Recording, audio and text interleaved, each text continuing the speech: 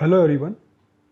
So in the previous video we have discussed about the differential element in cylindrical coordinate system. Okay. So in today's video we are going to look the transformation of vectors from Cartesian to cylindrical coordinate system. So transformation of vectors from Cartesian to cylindrical. So for this topic, first consider any vector in a Cartesian coordinate system. So I am considering here a vector A in Cartesian coordinate system as ax plus ay plus az. ठीक है, जैसा कि पहले मैंने बता दिया आप लोगों को कि ax ay az क्या है. It is the amount of the vector A, or you can say the magnitude of vector A in the respective axis. So ax is the magnitude of vector A in the x direction, ay in the y direction, az in the z directions. ठीक है. Similarly the same vector ये किस में लिए हैं, ये लिए हैं कार्टेशियन में, in the Cartesian coordinate system. So now I will take the same vector A in the cylindrical coordinate system. So I can define it as arrow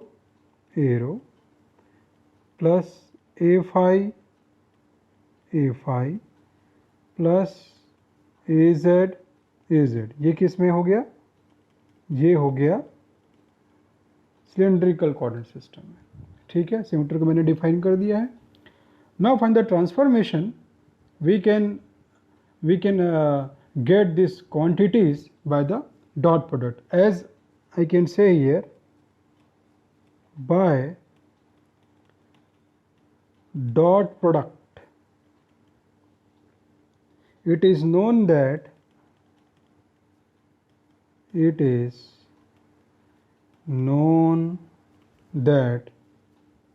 the component of a vector, the component of a vector in the direction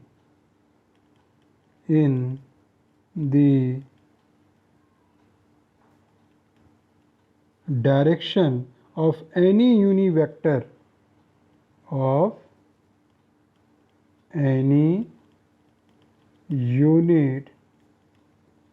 vector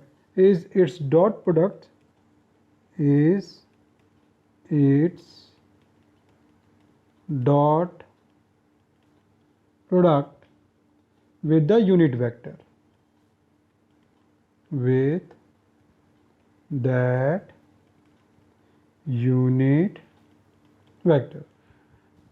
देखिए क्या लिखा है मैंने, by dot product it is known that the component of a vector in the direction of any unit vector is its dot product with that unit vector. जैसे simple कहने का मतलब ये है, यदि मुझे ये वेक्टर A जो है, ठीक है, यदि मुझे इस वेक्टर A का किसी भी पर्टिकुलर यूनिट वेक्टर के डायरेक्शन में इसका कंपोनेंट को फाइंड आउट करना है, तो मुझे उस वेक्टर को डॉट प्रोडक्ट करना होगा विद द यूनिट वेक्टर. जैसे यदि मुझे एरो निकालना है, देखिए यदि मुझे एरो कंपोनेंट फाइंड आउट करना है, ठीक है, तो मुझे क्या करना होगा. Now I have to take this vector A, मतलब ये जो कार्टेशियन में जो हमने वेक्टर डिफाइन किया है, एरो डायरेक्शन में इसके कंपोनेंट को निकालने के लिए हम इस वेक्टर का डॉट प्रोडक्ट करेंगे with the unit vector arrow. ठीक है, so I can write here this A will be arrow. So यदि हम इसको आगे लिखेंगे तो ये क्या हो जाएगा. Now this I can write, this will be given as ax plus ay plus az dot product with the a row, right. So here I can write it, this is given as ax So ax dot arrow, this is arrow, then ay I can write the ay dot arrow plus I can write the az dot the arrow. ठीक है, अब देखिए अब यहाँ पर आगे solve करने से पहले, ठीक है, मैं आपको जो हमने प्रीवियसली डॉट प्रोडक्ट देखा हुआ है फॉर द यूनिट वेक्टर्स, मैं कुछ आपको यहाँ पर टर्म डिफाइन कर देता हूँ, right, for the cylindrical coordinate system के बारे में यदि हम बात करें तो, ठीक है। तो यहाँ पर क्या हो जाएगा, अब आप देखिए, यदि मैं आपको बोलूँ तो we can define it the arrow dot a phi. If I write the arrow dot a phi, all are write the a phi dot az, okay, all are write the az dot arrow will equal to 0, dot product will be equal to 0, or I can say the arrow dot arrow will be equal to a phi dot a phi will be equal to az dot az will be equal to how much? This will be equal to 1. This will be equal to what? This will be equal to 1. ठीक है, आगे also I can define it the arrow cross product with the a phi will be given as a z, a phi cross product with the az will give the arrow, and az cross product with the a row will give the a phi. So by dot product we can find these values. But here आप देखिए यहाँ पर ax dot arrow, ay dot arrow और az dot arrow है। अब इस point को clear करने के लिए देखिए यहाँ पर मैंने ड्रॉ किया है कार्टेशियन सिस्टम और मैंने कंबाइन किया है सिलेंड्रिकल कोऑर्डिनेट सिस्टम। तो I can take here a point P, यहाँ मैं एक पॉइंट P ले सकता हूँ, whose coordinates are given as x, y and z in the Cartesian coordinate system, clear, and also I can say this point P in the cylindrical coordinate system is rho, phi and z. This is given as the rho, phi and z. Clear. अब आगे आप देखिए तो हम ये बोल सकते हैं कि ये रो हो गया, राइट, तो ये रो है तो ये भी क्या होगा, ये रो हो जाएगा, और ये हाफ प्लेन जो परपेंडिकुलर है एक्स वाई प्लेन पर, तो ये कितना एंगल बनाएगा एक्स जेड प्लेन से, ये एंगल बनाएगा फाई, जिसको हम लोग क्या बोले एजिमुथल एंगल। ये मैंने पहले ही एक्सप्लेन कर दिया आप लोगों को, क्लियर है। अब यहाँ पर आप देखिए यदि मैं यूनिट वेक्टर का डायरेक्शन फाइंड आउट करूँ, ठीक है, तो हम बोल सकते हैं this is the arrow, clear, and this is I can say this is the ax, clear. Similarly I can say this is the ay,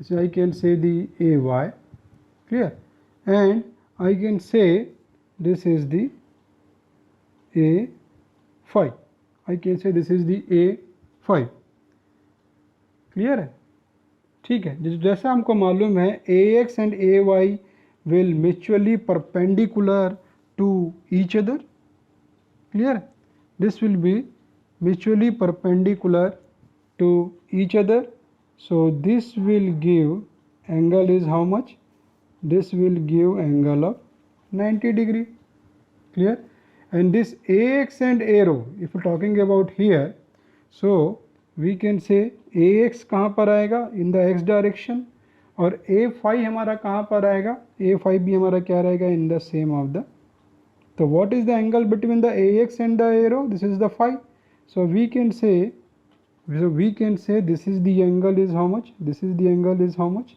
this is the angle is phi, this is the angle is phi.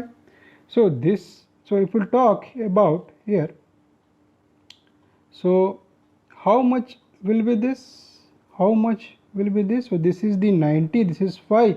So we can say this is 90 minus 5. This is the 90 minus 5, and this a phi and ay angle is how much? This angle is phi again. So we can say this is the phi. So अब आप देखें यहाँ पास, so we can say by the dot product, as we know by the dot product, as I have discussed you already about the dot product, and I told you that if we need to find the value of ax dot arrow, so if we need to find the value of ax dot arrow, जैसा कि हमको मालूम है unit vector का magnitude कितना होता है, वो तो 1 ही होता है, तो इसका मैग्नीट्यूड क्या हो जाएगा? ठीक है, एक बार मैं आपको लिख देता हूँ यहाँ पर, सिर्फ एक केस के लिए, बाकी के लिए आप समझ जाएंगे। ax डॉट एरो, यही होता है हमारा डॉट प्रोडक्ट एप्लीकेशन, और क्या आएगा? cos of phi, phi is the angle between the ax and the arrow here. तो देखिए, तो कितना हो गया मैग्नीट्यूड? मैग्नीट्यूड तो 1 हो जाता है, मैग्नीट्यूड तो 1 हो जाएगा यूनिट वेक्टर का। अब ax और एरो के बीच में, ax और एरो के बीच में एंगल कितना आ रहा है? phi, तो ये कितना हो जाएगा हमारा? cos एंगल जो रहेगा phi ही रहेगा, मतलब कितना आएगा?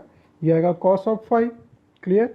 Similarly we can find the ax dot a phi, we can find the ax dot a phi।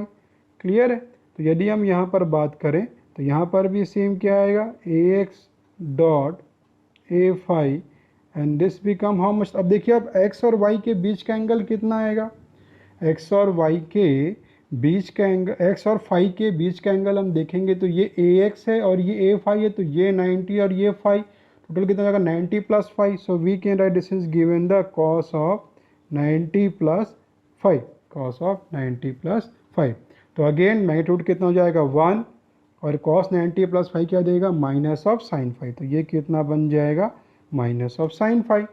Similarly we can find the value of A Y dot arrow, we can find the value of A Y dot arrow. अब देखिए, अब ए Y और arrow के बीच में कितना angle बन रहा है? ये बन रहा है 90 minus 5।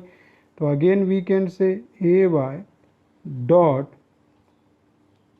Arrow and cos of 90 minus 5 हो जाएगा, तो इसका मैग्नीट्यूड कितना हो जाएगा? 1 हो जाएगा, and cos 90 minus 5 will give the sin of phi, sin of phi.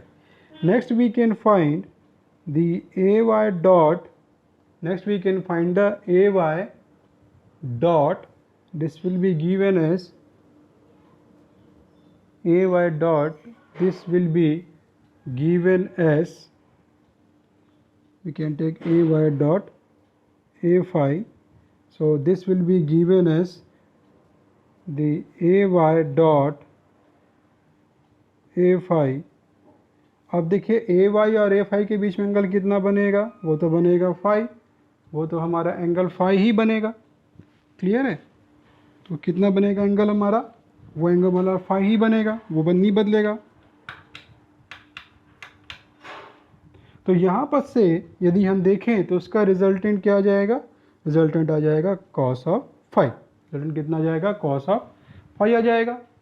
ठीक है, अब यदि हम लोग बात करें जो थर्ड आएगा, तो A Z dot A Z आपको मालूम है कितना होता है? 1।